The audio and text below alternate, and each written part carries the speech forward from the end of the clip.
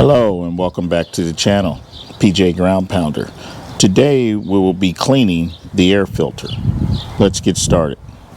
A 3.0 Allen, and we have 2 bolts there, and I think we got a couple of more inside, but we'll get that taken apart. And now that we got past the first plate, now we have the 4.0 Allen.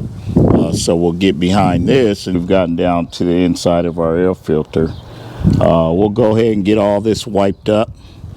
So I'll get it sprayed up, cleaned up. We'll get it mounted back on the bike. As you can see, you got screw hole there, screw hole there. So that's there and there on that plate. You have another plate.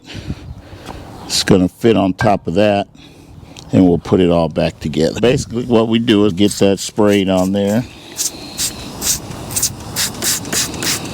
I let it set for a while.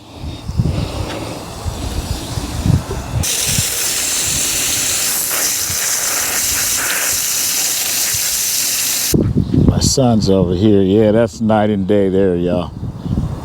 I can see through it so clear. And then this right here is the red oil, and it just sprays on the outside of this after I get this blown out and dried.